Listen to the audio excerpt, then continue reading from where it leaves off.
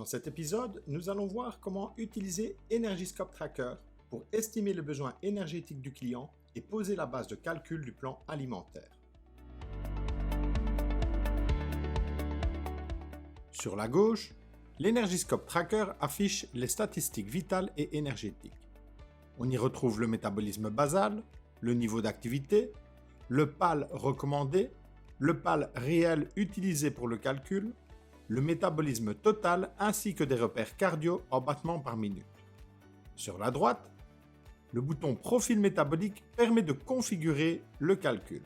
Les boutons Tableau de bord, Body Fat Blueprint et Accueil permettent de naviguer vers les autres étapes du workflow. En bas de la page, Diet Helper affiche un tableau d'aide pour le choix du niveau d'activité. Les valeurs par défaut sont issues du cadre de référence de Conseil de coach, publié chez Vigo, puis intégré dans Diet Helper comme repère de départ. Elle ne remplace pas l'analyse du coach, mais elle permet de travailler sur une base claire. Le point important est de choisir le niveau qui reflète la réalité du client, pas une version optimiste de son activité. Je clique maintenant sur Profil métabolique. Le formulaire reprend automatiquement les données du client chargé. Nom, prénom, âge, taille, poids et sexe. C'est une première vérification importante. Avant de calculer les besoins énergétiques, il faut d'abord s'assurer que nous travaillons bien sur le bon dossier. Le premier choix concerne le niveau d'activité. Dans cet exemple, je sélectionne sédentaire. Diet Helper propose alors automatiquement une valeur de PAL recommandée. Ici, la valeur recommandée est de 1,53.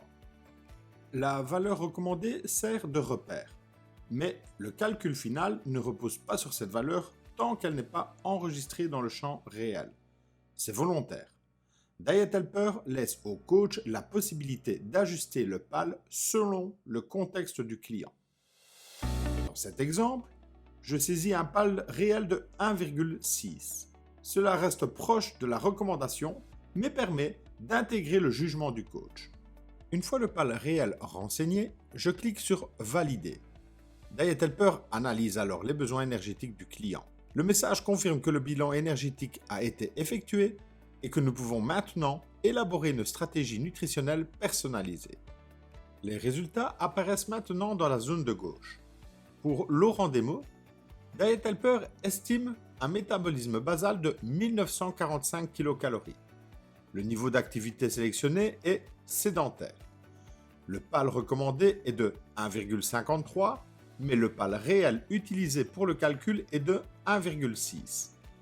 Le métabolisme total estimé est ici de 3112 kcal. Cette valeur donne une base de travail. Elle ne remplace pas la décision du coach, mais elle permet de construire la stratégie sur un point de départ chiffré. Energyscope affiche également des repères cardio. La FCM correspond à la fréquence cardiaque maximale estimée à partir d'équations de référence. À partir de cette valeur, Diet Helper propose une zone de travail avec un seuil bas et un seuil haut, exprimé en battements par minute. Ces repères aident le coach à formuler des recommandations cardio dans un objectif de perte de gras. Comme toujours, le coach conserve son rôle d'analyse. Il adapte ses valeurs au niveau réel du client, à son expérience, à sa condition physique et au contexte de l'entraînement. Energyscope propose également une option AJR manuelle.